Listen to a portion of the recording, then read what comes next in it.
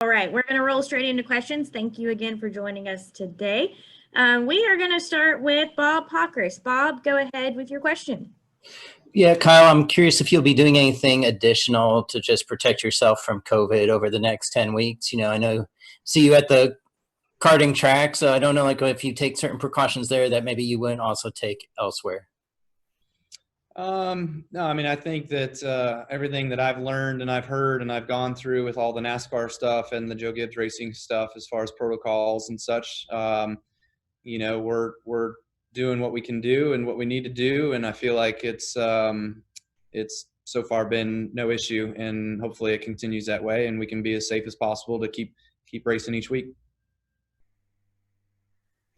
Okay, we're going to take our next question from Mark Garrow with PRN. Go ahead, Mark.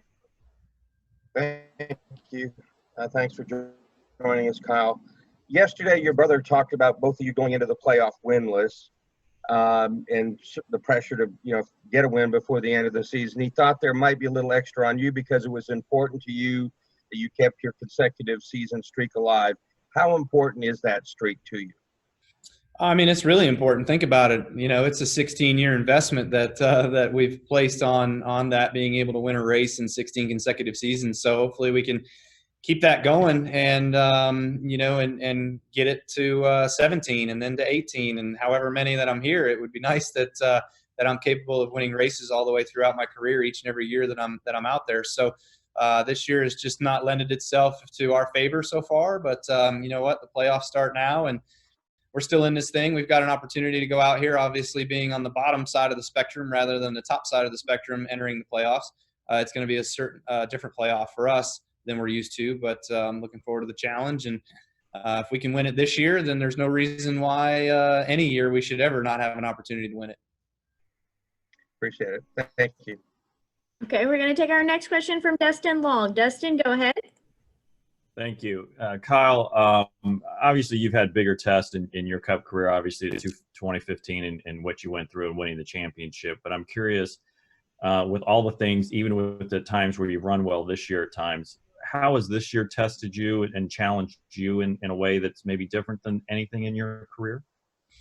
Yeah, no, this year's definitely been one of the biggest tests I feel like I've been through. 2015, yeah, I was injured and I was on the sideline and I wasn't sure if I was ever going to come back, and was able to come back, and then struggled for 5 weeks, just getting a footing, and then finally being able to win again at Sonoma, and right there it just lit a fire under us, and that was the rest. That was all it took for the rest of the year to be a championship contender and a guy to go out there to compete with his team and to be the best of all of them. But this year, yeah, it's been nothing but something else that's in the back of your mind, like what's going to happen next and what's the next thing that's going to test your patience.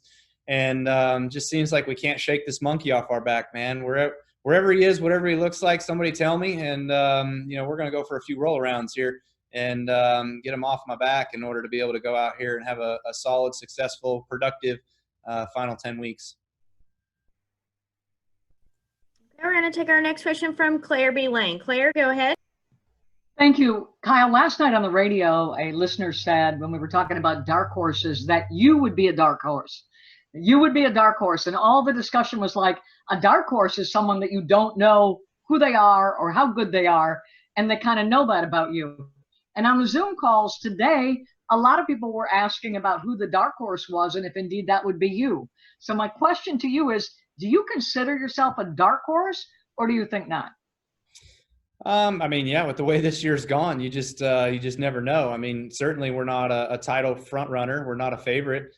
We are on the bottom of the spectrum and we're on the outside looking in. So, I guess that would categorize us as being a dark horse, or, definitely being one that is not in the talks or included in the discussions of, making it to, the round of 12, or for that matter, the round of 8. But realistically, man, all you got to do is win a race in each of these rounds. And you do that and you put yourself right into the championship 4. And now all of a sudden a crappy 2020 season is all of a sudden a championship year, or can be, have the potential to be, given everything go right in Phoenix. So everything's wide open and you're still in it until you're not. Good luck this weekend. Thanks a lot, man. Thank you. Okay, we're going to take our next question from Jenna Fryer. Jenna, go ahead. Hey, Kyle, I wanted to ask you this as a team owner. In the COVID-19 times, how difficult, or is it to get sponsorship? And with the way that access is at the track and you don't have that to offer to potential partners, is that hurting you? Yes. I mean, fact of the matter is it's definitely hurting us. You know, one of the best sponsors we have at Kyle Busch Motorsports with Safe Flight Auto Glass is their opportunity and ability to be able to bring their customers, also their guys, their workers that do all the safety glass fixing and repairing to the racetrack. And they don't have that opportunity to them right now and available to them. So we've certainly had some discussions with those guys about what's going on with their business, and also Toyota TRD. They've been a huge benefit in that relationship too, where they've been actually able to offer them, some assistance on some projects and some work and some stuff like that. So, but no question, there's definitely been partners that have come to the table and asked for some concessions on this season and not being able to promote as well, and also to bring guests and consumers to the track. As far as being a driver, I know that you guys have talked about what it's like not having fans there, but just the infield itself being empty, how different is the atmosphere? It's quiet. You know, it's just you roll in on race morning and there's nobody around. I mean, it's just really quiet. It just seems like every track we've gone to has pretty much been a ghost town, but we know how well these tracks flourish and how successful they've been when we get good crowd counts. And I'm sure all the people that want to come to the races are just itching at the opportunity to be able to do so once everybody, gets that release, or that it's safe enough for everybody to come back to the track. So we're hoping that sooner than later. Thanks, Kyle. Okay, we're going to take our next question from Jeff Gluck. Jeff, go ahead. Hi, Kyle. Along the lines of Claire's question, aside from yourself, who is another dark horse that you think people should watch as these playoffs unfold? I don't know where the dark horse line is. Truex obviously has gotten 7 second, third place finishes in a row here lately. So, but he doesn't have a whole lot of playoff points. He's only got 1 win. So he's kind of, not on the outside looking in, obviously, but he's definitely a guy that him and myself included aren't up there with the likes of Kevin or Denny with the amount of playoff points. So he could be a guy. But if you look further down the totem pole, who could be one? I guess Eric Almirola probably. He's one that could pop up anytime, being with the SHR guys and being as fast as they've been each week, having an opportunity where he's shown glimpses of speed throughout the season. Cool. Thank you. Okay, we're going to take our next question from Lee Spencer. Lee, go ahead. Thank you. Kyle, you sound a lot more upbeat than Tony Stewart did going into the 2011 playoffs. Do you feel you can get a run like he did and upset the 2 favorites right now? I don't know what changed in his year or what happened, but anything's possible for sure. I mean, we've seen it done before. Maybe there's another way of being able to do it again, but this time it certainly will be different than what his time was, or any time that I've ever been in the playoffs under this structure, being on the outside looking in to try to get through each round. So the opportunity's there. That is certainly where we are at is a Tony Stewart type performance here. In the final 10 weeks, we'll certainly get it done. And the last time I checked, we're still last year's reigning champions. So we've got that opportunity to be able to do that. We've got the team behind us, the crew chief, the sponsors, everybody that, we can make anything happen. We just got to go out there and do it. Appreciate your time, champ. Yeah. Okay, we're going to take our next question from Davey Siegel. Davey, go ahead. Hey, Kyle. Based off that question, does seeing what Tony did back in 2011 and also how this playoff format is super reliant on, what have you done for me lately, does that give you any more positivity or hope for the next 10? Certainly it does. Definitely the first round for sure. I look at Darlington as that's a place we can go to. We can run top 5 pretty good there. Richmond, Bristol, those are great opportunities for us to score a victory. So those you get 2 stage wins and a win at Richmond and Bristol both, and boom, you're right back in the playoff picture. That would probably shoot us up to 4th or 5th, I believe, on the playoff point structure. So that would give us a good opportunity to be right back in the ballpark.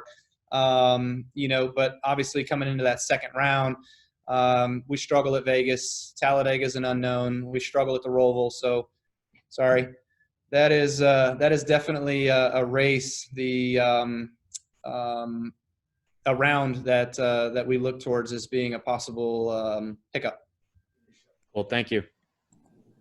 Okay, we're going to go to our next question from Koki Riley from the Arizona Central. Go ahead. Thank you for taking my question. So what was your reaction to when you heard the news that the Cup Series championship would be held in Phoenix? I was obviously kind of not shocked, but understanding of it, I guess. It's another NASCAR track. It's a flourishing market for us. The last few years that they've been doing renovations at that place have really made it very fan friendly. So it makes sense for them to have as much opportunity to be able to sell tickets and to sell infield tickets and passes to the fan zone and all that sort. So obviously this year not being able to have much of that, it kind of, takes the wind out of the sails, if you will, for what would or could have been this year. But obviously it'll get back in the future and it'll be a place of success for the fans. But, the on-track action, the racing aspect of it, it was a bit shocking to me just because Homestead is such a racy place and you can kind of run all over that track and there's really good racing on restarts and stuff. But there also is at Phoenix too on restarts. So that argument can go both ways. Guys, people would say that, Phoenix, once you kind of get strung out, it gets strung out. But when I've seen it get strung out, I've also seen the likes of Logano be fast and Chase Elliott be fast, the 18 be fast, the 11, the 19, the 4, somebody else in there as well too, the 12 that have shown glimpses of speed. So any opportunity for any of those guys to get out front and that would certainly be a good thing for any of them to be able to win a championship, I guess. Okay, we're going to take our next question from Michael Shelton. Michael, go ahead. Thank you very much. Well, Kyle, kind of following up on Claire's question of being considered a dark horse, you were certainly an underdog heading into the final race at Homestead last year, and of course you won the championship. I was just curious, do you prefer being in the position of being an underdog and flying under the radar heading into the playoffs as compared to previous years where you were the top dog and you had a target on your back and everybody was gunning for you? Yeah, I don't know. Certainly I guess I look back to 2015 and we were kind of underdog in 2015 also because people just, they said that we shouldn't even be there. We shouldn't be eligible because I had to miss 11 weeks because of my injuries, but then was able to win our way into the playoffs and be in the top 30 in points and all that. So we met all the requirements, but we went into that last race with the underdog mentality, like, hey, however we come out of this, it's great. We were here, we were in the Final Four. That's cool. And then last year, kind of the same thing. We weren't on a winning streak or anything. We kind of flew under the radar. We were, an underdog, if you will, in that final race, and we won again. So if that's what it takes to win these things, then sure, sign me up. Put me in that underdog spot, and let's go get it done. Thank you. Good luck. Thanks. Okay, we're going to take our next question from Eric Smith. Go ahead, Eric. Yeah, thanks for taking my question. Kyle, I'm just curious, 8 of the 10 playoff tracks you guys have been to already this year, how much did you and Adam learn that might be able to help offset the lack of practice we're going to have in these playoffs? And how important is it for you guys to unload really on top of your game, knowing how good stage points are going to be for you this first round? It's really going to be important because, starting the race off strong, you're starting the race with all the rest of your championship contenders that you're racing against. So to be able to get those points right out of the gate, it's going to be hard to do, because you're all starting right around each other. So there's really not a lot of opportunity at some of these places for pit stops or chances to work on your car in the first stage to get those points. That's probably been our biggest detriment this year. Is even if we did have an opportunity to start up front, we would fall out of the top 10 to get any of those points, to have an opportunity to get points, not even stage wins, but just to get points for that matter. And right now, those points, you can still point your way through this first round but you're going to need some wins also. But, being able to have success racing against the rest of the title contenders is certainly going to be a big challenge. And how much did you learn from the 8 tracks that are in the playoffs from the regular season? Yeah, good question. So, like Darlington, we were going to finish probably 3rd or 4th in the first race before we had a loose wheel at the end. That relegated us to, I think, 21st or 22nd place, maybe even worse than that. And then the second race, we were going to run probably 2nd or 3rd in that one, and we finished 2nd with the rain that came there at the end, obviously. So I feel like Darlington's an okay place, but what I'm looking at there is just how we unloaded in the first one, how we were able to achieve on the second one, and then now going back there a third time. Everybody's had the same time on the track and the same opportunity to work on their setups and kind of tweak everything. So we're not the only ones. Everybody else is going to be making improvements as well too. So we've definitely got to be good at what we're reading in the simulation and what that's telling us, and understanding sometimes the sim will lie to you. You got to know when it's telling you a lie. It's not going to tell you it's telling you a lie. You can't read it in the eyes and listen to its mouth, but you got to read the squiggly lines. Thanks, Kyle. Good luck this weekend, man. Thanks. Okay, we're going to take our next question from Kelvin with ROC Sports. Kelvin, go ahead. Thanks, Amanda. Thanks, Kyle, for taking the time out today. So you've kind of hit on it before. You coming up at Darlington, Richmond, and Bristol. At Darlington, you're 30 stage points. Going back to 2017, Richmond, you're at 50 stage points, and at Bristol, you're at 47. So you said you could point your way in, but I'm looking at Bristol particularly being the cutoff race. You had a chance without practice to go out there and run the All-Star race. You were running down Chase Elliott there at the end. How important is Bristol to you being the cutoff race, knowing that you've had that little extra practice at night at Bristol here this year already? Well, I mean, it's just a personal vendetta, right? You go to Bristol and you're like, damn, that's my track. I'm going to go there. I'm going to win that thing. So I look at Richmond a little bit kind of the same way. I mean, we've just always run well at Richmond. We always finish, well, not always, but we tend to run top 5 there. We have shots for wins. So I'd like to think, with the lower downforce package that suits us. And but there's also been other guys that have been fast in that package as well this year. So yeah, I mean, if we can win 2 stages and win the race at Richmond and Bristol, I mean, damn, we're back in the thick of things for the second round, So that's certainly obtainable. I would love for that to happen, but there's a lot of other competitors out there that are going to say otherwise. So we just got to work for it. Thanks, Kyle. Good luck this weekend. Thanks. Okay, we're going to take another question from Steven with 24/7 Sports. Go ahead, Steven. Kyle, I wanted to ask you this question because it's the week of the Southern 500. We've had so many discussions about the 2021 schedule and maybe having not as many 500-mile or 500-lap races in the future. What do you think of maybe having less races at that distance, and do you think that 500-mile mark should be reserved for races like Daytona, like Darlington, like the Coke 600 in the future? Yeah, I mean, as I've seen it this year, we've run some of these doubleheader weekends with shorter races, and to be honest with you, it's for us being a little bit off at the start of these races, it's like right at the end, right on that last set of tires, it's like, damn, we finally just got it. So it's like, man, I wish I had one more run, So these races to me, like even if they're 311 or 330 miles, whatever some of them have been this year, to me, it's kind of like, that's almost too short, So I don't think 400 miles is too long, but certainly the 500-mile races, we don't need to be adding more 500-mile races. If we are adding races, they do need to be a bit more towards the 400 range, 350, 400 range. And, it's just my opinion, but that's kind of how I look at it. The upper echelon races like Darlington, the Coke 600, the Daytona 500, like those races, they should stay those lengths. I don't think there's anything wrong with having a few of those. Got it. Thank you, Kyle. Okay, we're going to go to Alexandria. Alex, go ahead with your question. Hey there, Kyle. I apologize if this question was already previously asked, but your brother mentioned yesterday that you were probably putting more pressure on yourself heading into these playoffs to try to get that race win. And so I'm wondering kind of how would you describe what your emotions are right now going into playoffs? Is it stress? Is it motivation, frustration? How are you feeling?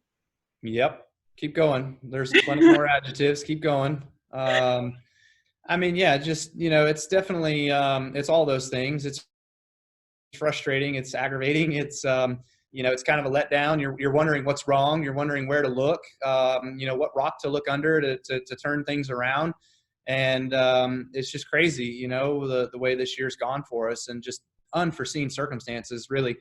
Being one of the fastest cars at Daytona, leading the race, being up front when the time matters, both in the Daytona 500 and in this last race we just ran. We blew up in the first one and we got crashed out in this one. So anything can happen. So that's racing. That's a part of life. But the fact of trying to be able to come out of this year with a victory is certainly high on the list. That might be number one on the list, actually, even more so than winning the championship, just with the way this year's gone. But anything can happen. We just got to keep fighting through it and working through it. And, myself and Adam, we can get down on each other or down on our team or whatever as much as possible. But man, in all reality, we're last year's champions. Like, we know how to do this. We've done it. We've been there. We've lived through the stresses and everything that it takes week in and week out to be top performers at this level. And there's nothing that doesn't say that it can't turn back up in the right direction for us. Thank you. Okay, we're going to take our next question from Dustin Albino. Dustin, go ahead. Yeah, Kyle, non-cup playoff question, but the Truck Series, Christian's 6th right now in points. How would you kind of assess where he's at as the playoffs about to begin in a few weeks?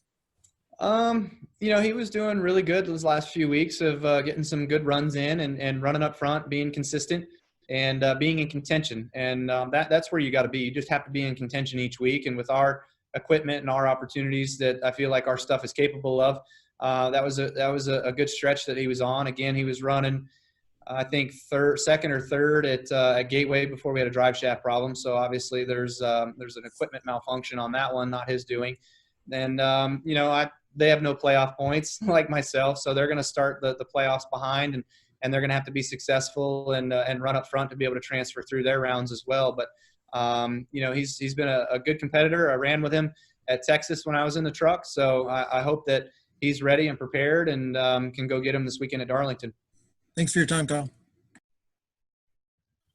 Okay, Kyle, one final question to close this out that was sent through the chat is just on rookies and how, if you can kind of describe just, what it's like to really go from the Truck and Xfinity Series up into the Cup Series when you're a rookie in the Cup Series this season, specifically without practice and things like that. It's hard. It's really hard. The Cup level is such a step beyond what the Xfinity level is and even what the truck level is. So there's a lot there that these guys just haven't been accustomed to or ready for. So that's definitely a big step. But I feel like Cole obviously getting a win that cemented himself in the playoffs, which was good for him and his team. Christopher, I feel like, has had moments of speed and brightness and has shown good speed. Same with Reddick. So it's a matter of learning these cars without practice, and that's tough. But you get out there and you race with the competitors and you do the best you can with what you got. And again, hopefully we can get back to normal here soon. I guess next year, right? And the sooner the better for all of that, to be able to work on your chemistry with your team, your crew chief, and even though they've all kind of moved up with their Xfinity crew chief, this is a different level and a different talk that you got to speak. So that's kind of had them a little bit more behind the 8 ball. All right, Kyle, we appreciate your time. We wish you the best of luck this weekend in Darlington. Sounds good. Thank you. Bye. Thank you. And to all the media who are here, thank you for joining us today and for joining us yesterday as well. We will have a recording from today's session available on NASCARmedia.com. If you have any questions, please feel free to reach out to our team. And we thank you again for your time today, and we look forward to chatting with you over the weekend. We'll talk soon. Bye, guys. Thanks, Amanda. Have a good day.